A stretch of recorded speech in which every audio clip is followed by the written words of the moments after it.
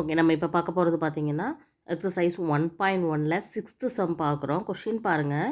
Let A is equal to X in W means whole number. Okay, so X வந்து whole நம்பராக இருக்குது. And என்ன கொடுத்துருக்காங்கன்னா X less than 2வை விட கம்மியாக இருக்குதுன்னு சொல்லி கொடுத்துருக்காங்க. ஸோ நீங்கள் ஏ எழுதும்போது அப்போ எப்படி எழுதணும் அப்படின்னா ஏ இஸ் ஈக்குவல் டு எக்ஸ் வந்து எப்படி இருக்குன்னா ஹோல் நம்பர்னாலே நம்மளுக்கு ஜீரோலேருந்து ஸ்டார்ட் ஆகும். ஸோ 0 போட்டுக்கலாம், 1 போட்டுக்கலாம். ஆனால் 2 போட முடியாது. ஏன்னா எக்ஸ் வந்து என்னது லெஸ் தென் 2வை விட சின்னதாக தான் இருக்கணும். ஸோ 0,1 தான் ஏவாக இருக்கும்.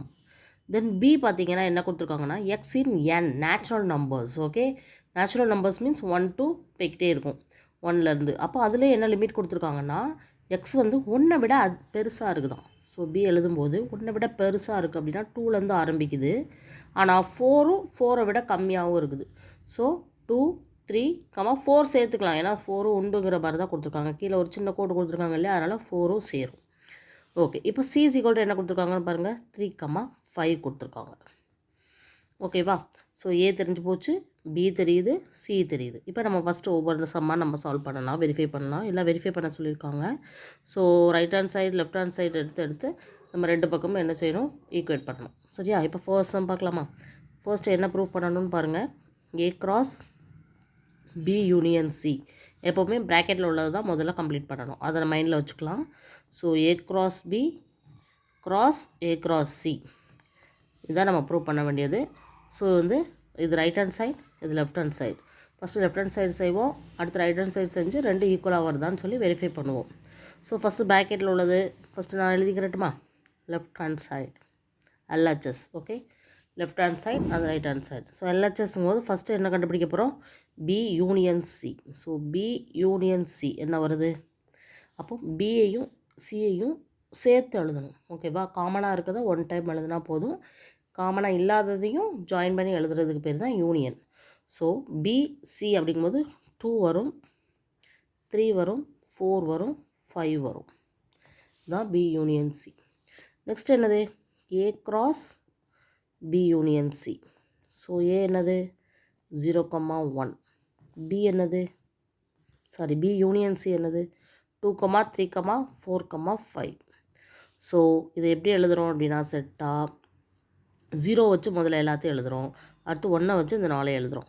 So first 0,2, 0,3, 0,4, 0,5, 1,2, 1,3, 1,4, 1,5. ஸோ இதுதான் நம்மளுக்கு லெஃப்ட் ஹேண்ட் சைடு கிடச்சிருக்கு. ஓகேவா? இந்த லெஃப்ட் ஹேண்ட் சைடு எழுதியாச்சா? இதே மாதிரி நம்ம ரைட் ஹேண்ட் சைடு கண்டுபிடிக்கலாமா? So right hand side is equal to என்ன கிடைக்குதுன்னு பாருங்கள். ரைட் ஹேண்ட் சைடில் என்ன ப்ரூவ் பண்ணணும்? ஃபஸ்ட்டு ஏ கிராஸ் பி எடுக்கணும், அடுத்து ஏ கிராஸ் சி எடுக்கணும். ஓகேவா? இது ரெண்டுக்கும் கிராஸ் எடுக்கணும். அப்போ என்ன ஆன்சர் வருதுன்னு பார்ப்போம். First A cross B. A cross B. A cross B என்ன வரும்? ஏவை பிஏ எழுதுவோமா? 0,1 கிராஸ் 2, 3, 4. ஸோ ஃபஸ்ட்டு எப்படி எழுத போகிறோம் அப்படின்னா 0,2, 0,3, 0,4. தென் 1,2, 1,3, 1,4 இப்படி இருக்குது. செட்டை க்ளோஸ் பண்ணிக்கலாம். நெக்ஸ்ட் ஏ கிராஸ் பிக்கு அடுத்து ஏ cross C. So A cross C அப்படின்னா ஃபஸ்ட்டு ஏவை எழுதிக்கலாம், கிராஸ் சி எழுதிக்கலாம். சி எவ்வளவு? 3,5. ஓகேவா? ஸோ என்ன வருது? செட் 0,3, 0,5. ஸோ 1,3, 1,5. ஸோ செட்டை க்ளோஸ் பண்ணியாச்சு. ஸோ இப்போ இது ரெண்டு என்ன வருதுன்னு பார்த்தீங்கன்னா இது ரெண்டுக்கும் நம்ம இப்போ வந்து யூனியன் எடுக்க வேண்டியது இருக்கும். ஓகேவா? ஸோ யூனியன் எடுக்கும்போது நம்மளுக்கு ரைட் ஹேண்ட் சைடும் கிடச்சிரும். ஸோ இது வந்து கண்டிப்பாக யூனியனாக தான் இருக்கும். Sorry. So A cross B union A cross C ரெண்டுக்கும் எடுக்கும்போது ரெண்டையும் சேர்த்து எழுதும்போது நம்மளுக்கு என்னெல்லாம் வருதுன்னு பாருங்கள். 0,2, 0,3, 0,4 ஓகேவா. அடுத்து 0,3 இங்கே இருக்குது, 0,5 எழுதிடலாம். அதே மாதிரி 1,2 1,3 1,4 இங்கே இருக்க 1,3 ஆல்ரெடி எழுதியாச்சு, 1,5. இதுதான் ரைட் ஹேண்ட் சைடு. இப்போ இந்த லெஃப்ட் ஹேண்ட் சைடையும் ரைட் ஹேண்ட் சைடையும் நல்லா கவனித்து பார்த்தீங்கன்னா எல்லா எலமெண்ட்டுமே ஈக்குவலாக இருக்கும். ஓகேவா. So left hand side is equal to right hand side. ஓகேவா. ஸோ இதுதான் என்னது இந்த சம். ஈஸியாக இருக்குதா. Left hand side is equal to right hand side. Okay, இதே மாதிரி நெக்ஸ்ட் சம் பார்க்க போகிறோம். இப்போ செகண்ட் சம் சால்வ் பண்ணி பார்க்கலாம். என்ன கொடுத்துருக்காங்கன்னு பாருங்கள். A cross B intersection C is equal to A cross B intersection A cross C. இதுதான் நம்ம வெரிஃபை பண்ணணும் ஈக்குவலாக வருதான்னு. ஸோ ஃபஸ்ட்டு நான் லெஃப்ட் ஹேண்ட் சைடு எடுத்துக்கிறேன். Left hand side A cross B intersection Cங்கனால ஃபஸ்ட்டு ப்ராக்கெட்டில் உள்ள B intersection C கண்டுபிடிக்கலாம்.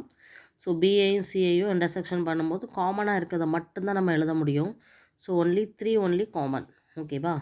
இப்போது A cross B intersection C equal to A என்ன இருக்குது 0,1 cross 3.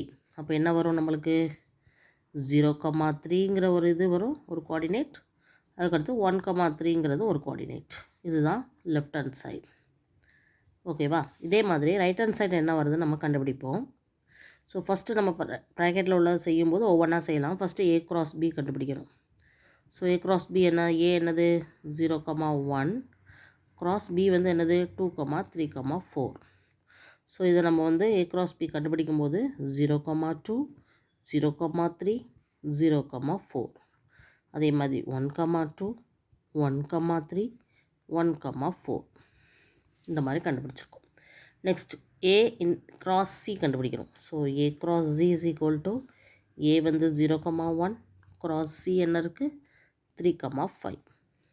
ஸோ இதுக்கு நம்ம வந்து cross எழுதும்போது 0,3 0,5 1,3 1,5 க்ளோஸ். ஓகேவா. ஓகே, இப்போ இது ரெண்டுக்கும் இன்டர்செக்ஷன் எடுக்கணும். So A cross B intersection A cross C. ரெண்டுக்கும் இன்டர்செக்ஷன் எடுத்தால் என்ன காமனாக இருக்குது, ரெண்டு பக்கமும் ஒன்று போல் இருக்கிறத மட்டும்தான் நம்ம எழுத முடியும். இப்போ இங்கேயும் 0,3 இருக்குது, இங்கேயும் 0,3 இருக்குது. ஸோ அதை எழுதுகிறோம். அங்கே 0,5 இல்லை. ஸோ இங்கே இல்லைனால அதை எழுத முடியாது. 1,3 இங்கே இருக்குது, இங்கேயும் இருக்குது. 1,3 இருக்குது, இங்கேயும் இருக்குது. அதை எழுதுகிறோம். வேறு இங்கே 1,4 வேறு வேறு இருக்குது. ஸோ அதை எழுத முடியாது. ஸோ இது ரெண்டு தான். இதுதான் right hand side.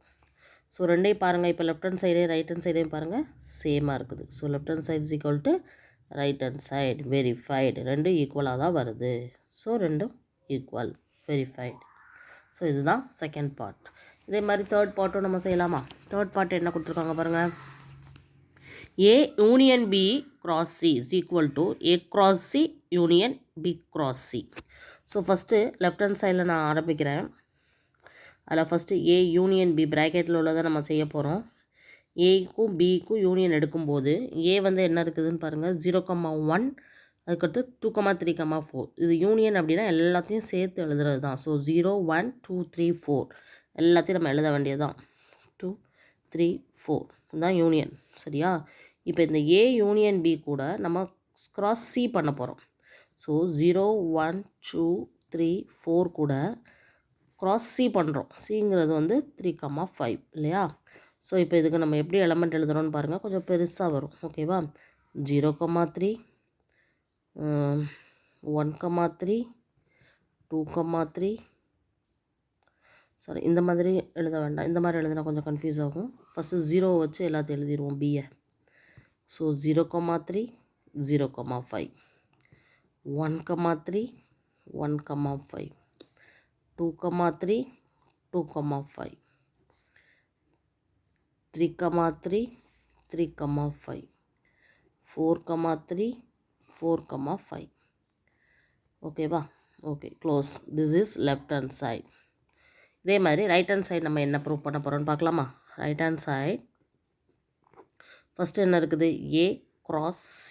So A என்னது 0,1 C என்னது 3,5. ஸோ இது ரெண்டுக்கும் நம்ம க்ராஸ் எடுக்க போது என்ன வருதுன்னு பார்க்கலாமா. ஸோ 0,3 0,5 1,3 1,5 இதுதான் வந்திருக்கு. இதே மாதிரி அதுக்கடுத்து B cross C. B cross C வேணும்னா பி என்னது 2,3,4 கிராஸ் சி என்னது 3,5. ஸோ இதை வந்து நம்ம உள்ளே எழுதும்போது 2,3 2,5 3,3 3,5 4,3 4,5 4,5 இந்த மாதிரி எழுதுகிறோம். ஓகேவா? ஓகே. இப்போ இது ரெண்டுக்கும் நம்ம என்ன பண்ண போகிறோம்னா ஜஸ்ட் யூனியன் எடுக்க போகிறோம். ரெண்டுக்கும் யூனியன் எடுக்கும்போது எல்லாத்தையும் சேர்த்து எழுதுறது தான் நம்ம வேலை. காமனாக இருக்க ரெண்டு இதாக ஒரு தடவை எழுதுனா போதும். மற்றபடி எல்லாத்தையும் நம்ம சேர்த்து தான் எழுதணும். எழுதலாமா? ஃபஸ்ட்டு என்ன வருது பாருங்கள். 0,3 எழுதிக்குவோம், 0,5 எழுதிக்கிடுவோம், 1,3 1,5 எழுதிக்கலாம். இங்கே 2,3 எழுதலாம், ஏன்னா வேறு நம்பர். 2,5 எழுதலாம். 3,3 ஆல்ரெடி இல்லை, 3,5 ஆல்ரெடி இல்லை. 4,3 எழுதலாம், 4,5 எழுதலாம். ஸோ இதுதான் ரைட் ஹேண்ட் சைடு. இப்போ நம்ம லெஃப்ட் ஹேண்ட் சைடையும் ரைட் ஹேண்ட் சைடையும் ஈக்குவேட் பண்ணி பார்க்கும்போது நல்லா பாருங்கள், சேம் திங் தான் நம்மளுக்கு ஆன்சர் கிடச்சிருக்கு. 2 3,3 3,5 4,3 4,5 வரை எல்லாமே சேம் ஆன்சர் வருது. So left hand side is equal to right hand side கிடச்சிருச்சு. வெரிஃபைடு. ஓகேவா? ஸோ இதுதான் நம்மளோட தேர்ட் பார்ட். எப்படி செஞ்சுருக்கோன்னு தெரியுதா? கொஞ்சம் மிஸ்டேக்ஸ் இல்லாமல் கவனமாக செஞ்சோம் அப்படின்னா கரெக்டான ஈக்குவல் பண்ணி ஆன்சர் கொண்டு வரலாம். ஓகேவா? Okay, thank you.